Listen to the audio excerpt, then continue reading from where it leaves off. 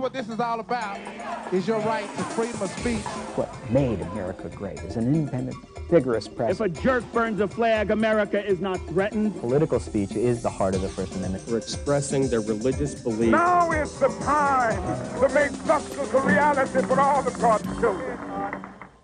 Welcome to Speaking Freely, a weekly conversation about the First Amendment, the arts, and America. I'm Ken Paulson, the Executive Director of the First Amendment Center. Joining us today is one of this country's most successful singer-songwriters, a man whose music is both topical and timeless, Tom Paxton. Welcome, Tom. Thanks, Ken. Great to have you here. Thank you. You don't hear that about a lot of people anymore, being called topical singer-songwriters. No. They figured out a long time ago that there was absolutely no money in it. And I'm still trying to learn that lesson. I tell people that that they can make tens of dollars writing songs like this. Obviously, it's not the only kind of song I write, but I believe in writing these kinds of songs. I tell my songwriting students that they should write the kinds of songs they like to hear. And then they're more surely going to be writing their best songs. And for me, the songs that I loved to hear when I was a young artist were the folk songs and the songs of people like Pete Seeger and Woody Guthrie and the Weavers, songs that didn't just tell a story but had a point of view about the human condition. You walked in with Phil Oakes and others. You walked into an environment in Greenwich Village. Yeah, I was actually like the first of them. Yeah.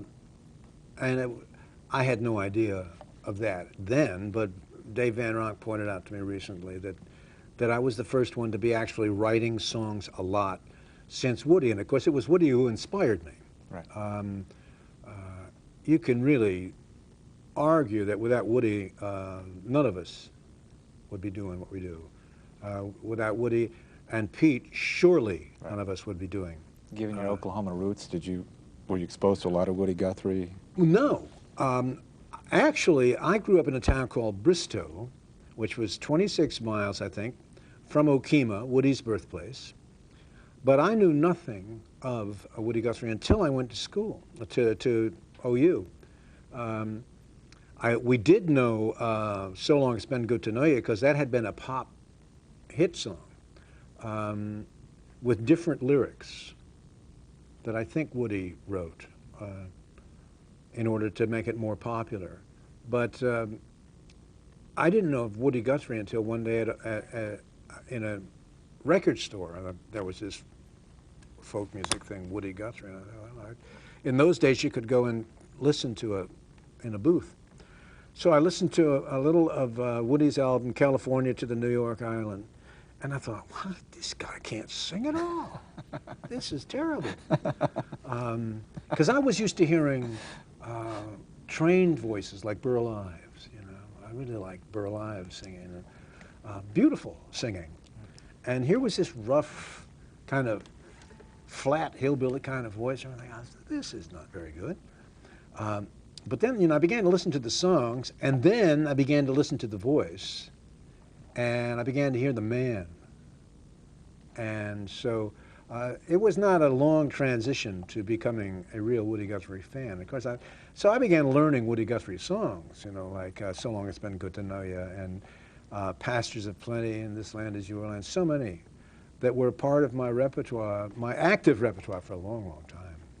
And you basically led the way in the village, and all these other people walked in the door? I don't think of myself as a leader. I just think I was just chronologically first, that's all. You know, given your first impression of Woody Guthrie's voice, what was your first impression when Bob Dylan stepped to the mic?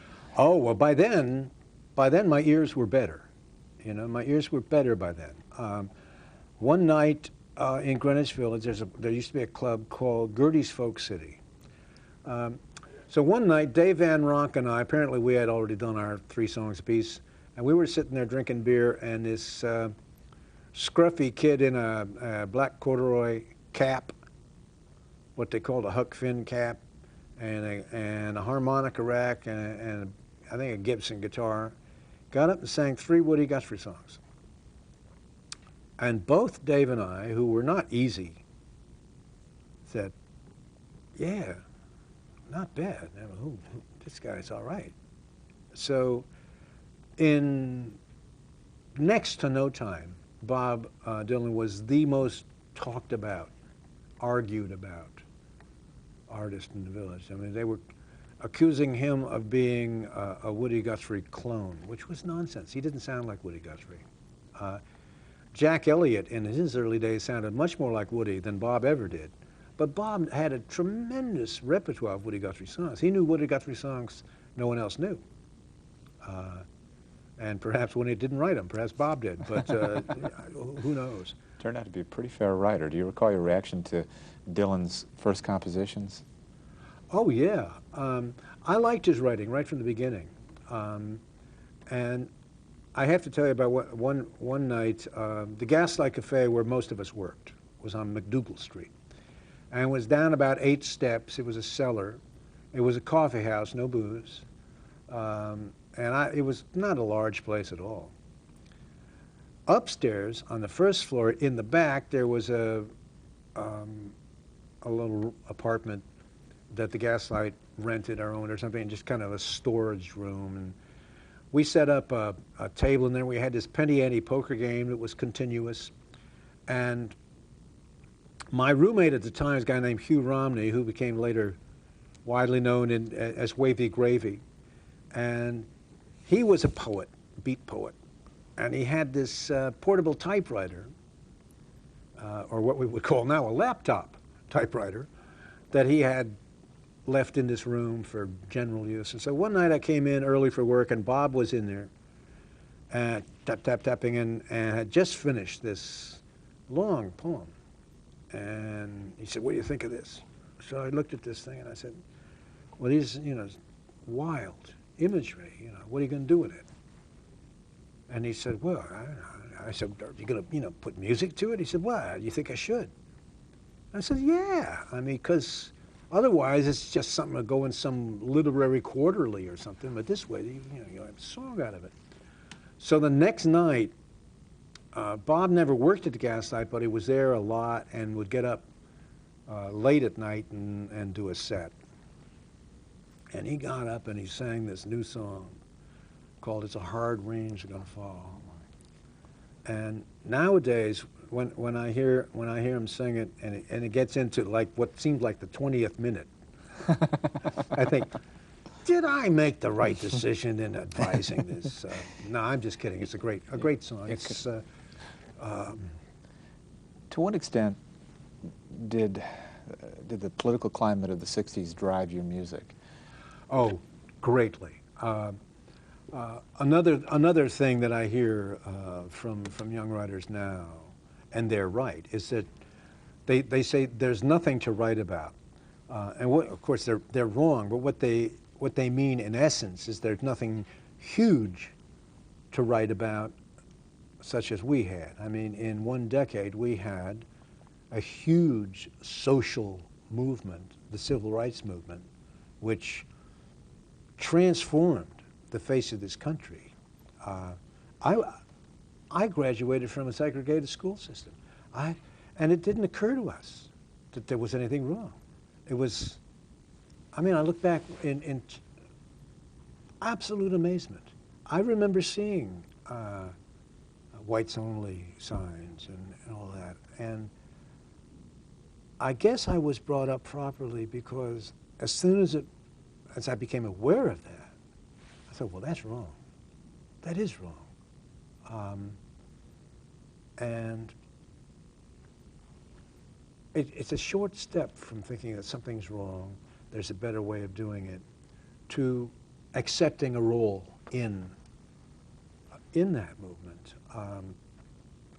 It strikes me that something that does not exist today, and probably existed then, is when you sat down to write a song, you hoped others would record it, you hoped audiences would enjoy it, but I have to believe you also hoped that maybe you might make a difference with that song.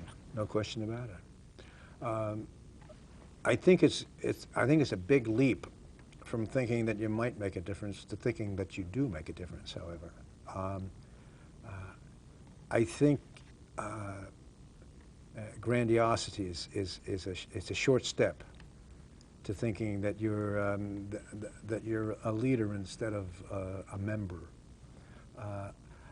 I don't have any idea whether our songs help change the world. Although I suspect that "Blowing in the Wind" had a great effect, and you can't imagine the civil rights movement without "We Shall Overcome," which was partially written by Pete Seeger and Guy Carawan. They adapted an old hymn that went, "I shall overcome," I will overcome. But you certainly, I think writing songs like those songs wasn't so much that you thought you were going to have a tremendous effect as it was the urge to get into the conversation, to say something, to speak up. Some people write letters to the editor, and we would write songs and put them in Broadside magazine. Right. You know. That was really an extraordinary publication. Oh yeah. There's nothing like it on the planet. No, and you know what? They've now brought out this wonderful 5 CD box set based on the old Broadside recordings. And I mean, they're old recordings, and some of them we made in the living room of the founders of the magazine on very cheap recorders. But for those who aren't familiar with the magazine, it was basically sheets of paper with new songs. Yeah, it was mimeographed. It was mimeographed, and it came out monthly or twice monthly, and they were all new political songs. That's "Blown in the Wind" appeared in Broadside magazine for the first time it appeared anywhere.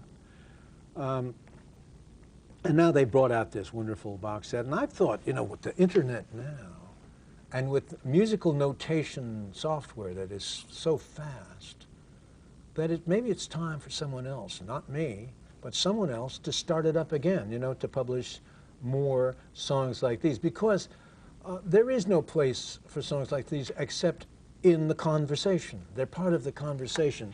They're not marketable songs. I mean, I would think that of all the songs that ever appeared in Broadside, that "Blowing in the Wind" is the only song with real commercial value to it, that actually made money. Another thing I tell my students is, don't be afraid to write songs that'll never make you a dime. Don't be afraid to do that. Let those songs come out. Let them come out. Sing them if you like them.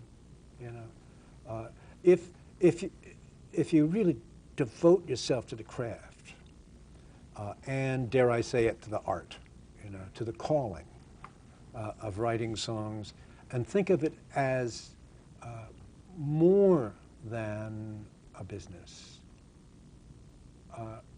you'll be amazed at some of the things you'll write. You know, if you don't feel that everything you write must be commercially viable, although it never hurts. I mean, I have a lot of friends in Nashville who are, you know, very successful commercial writers, and they write a lot of great songs, and we have great conversations.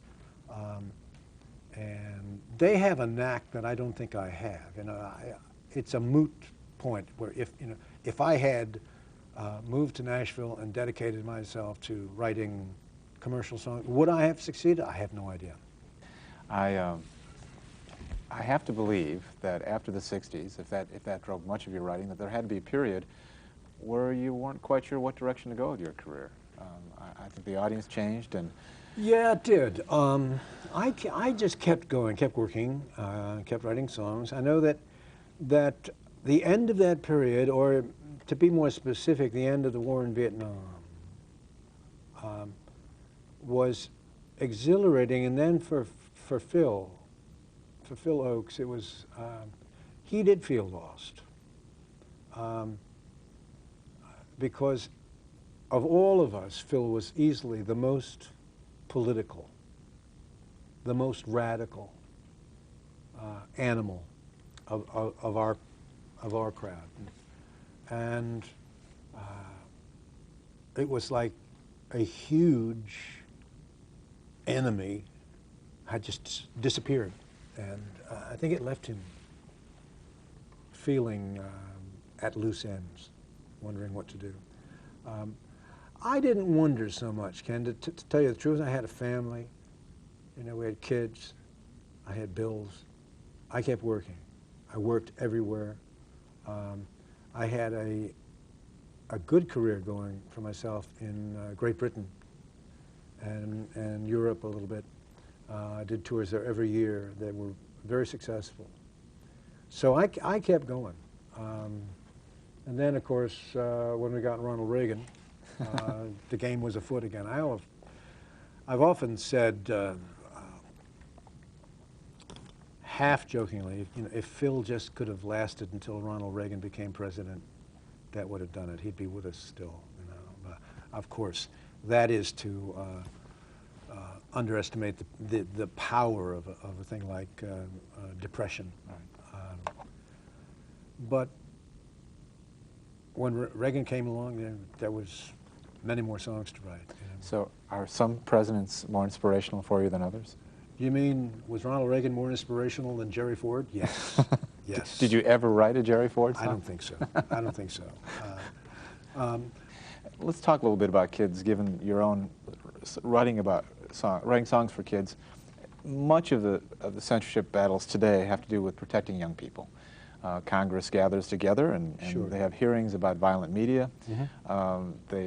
There are any number of city councils in this country trying to ban Eminem and Marilyn Manson from auditoriums because they say they're a bad influence on young people.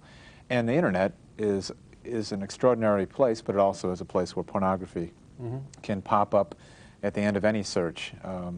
What's your take as a father and as somebody who's written for children about popular culture and kids, and where censorship and guidance fall into that? If when I was a kid, all of that was available, it would have made growing up well a lot more difficult. A lot more difficult. I know that if my friends and I had had access to the kinds of video games now, you know, with heads flying off, and our reaction would have been, yeah! So I can understand the power of these things. I mean, the graphics and everything, and the sound. It's very, very difficult for a kid to resist that kind of stimulation. It's very stimulating. So I don't have the answer, except that I know the answer lies within the relationship of adults to children. You know, guidance. I don't think we can come in and censor stuff. I don't think that's the answer, because the stuff is gonna be there. You know, whether you have to sneak to get it or walk in to get it, it's gonna be there. And if people have not been guided by responsible, loving parents and mentors, then they'll go find that stuff.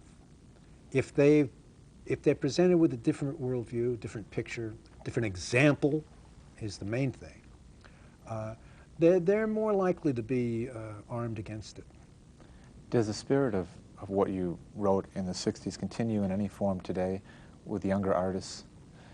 Do you hear folk singers out there who sort of resonate with the same kind of spirit? Oh, absolutely. Ani DeFranco. I mean, Ani is a very committed, activist kind of artist. I mean, her art is confrontational with the society, that parts of society with which she's in disagreement. She's in your face with it, and brilliantly.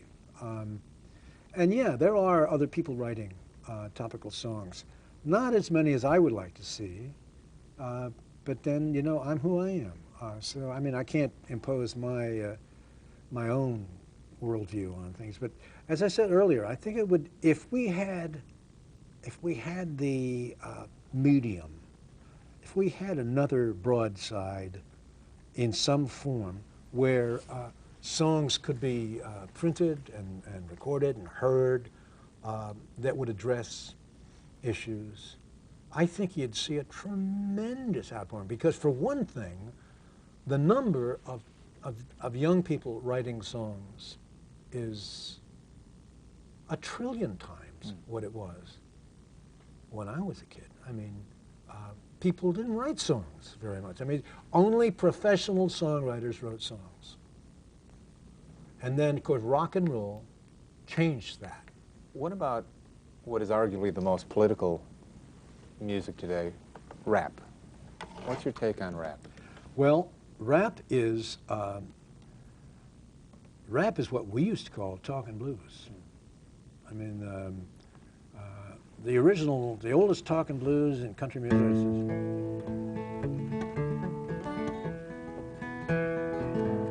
let's see. I was down in the hen house on my knees, thought I heard a chicken sneeze. Wasn't nothing but the rooster saying his prayers and thanking the Lord for the hens upstairs. And it goes on from there. And then Woody Guthrie wrote a lot of talking blues, and then Bob Dylan wrote a lot of talking blues. And the talking blues is nothing but poetry or verse, doggerel, set to an accompaniment. I've written many, many talking blues over the years, including one that I wrote back in the Vietnam War about all the pot that was being smoked in Vietnam that was very popular for a while.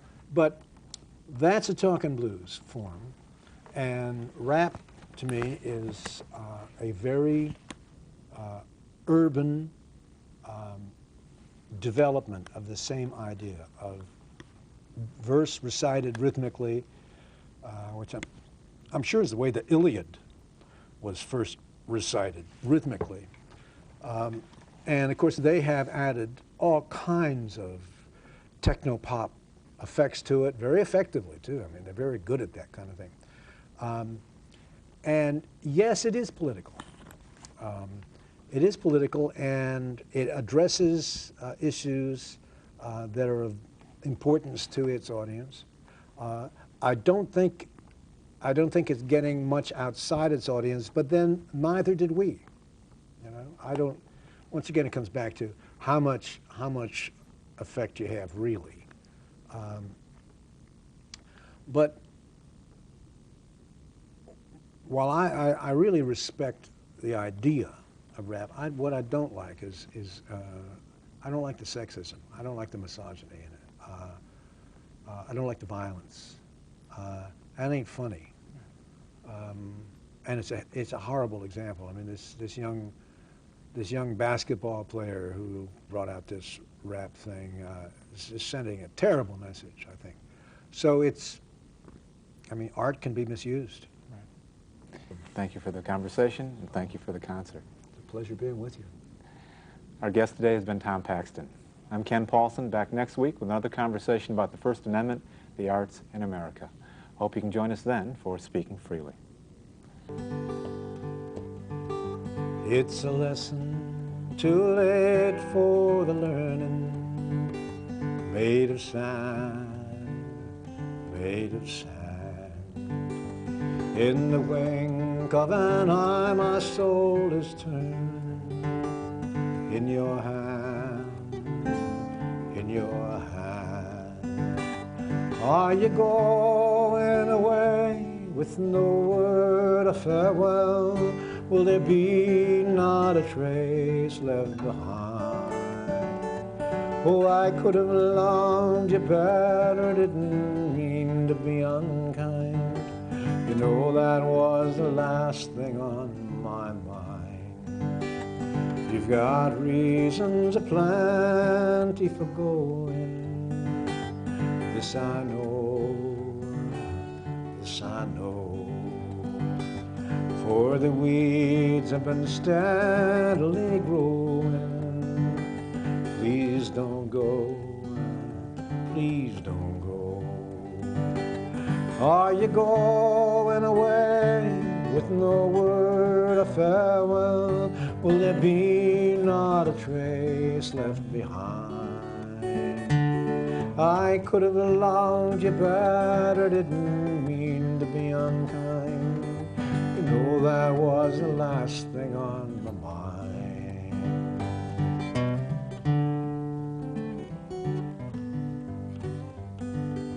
As we walk, all my thoughts keep a-tumbling round and round, round and round.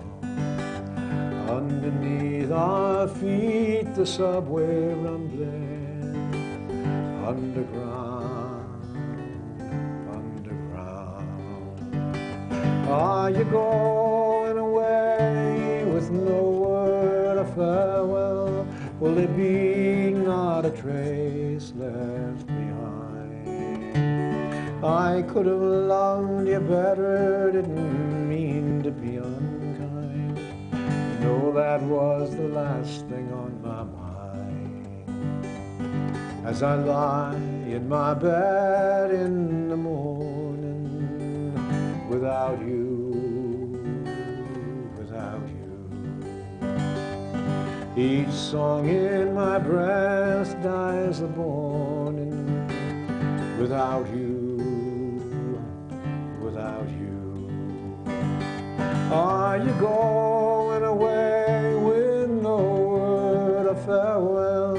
Will there be not a trace left behind? I could have loved you better, didn't mean to be unkind. You know that was the last thing on my mind. That was the last thing on my mind.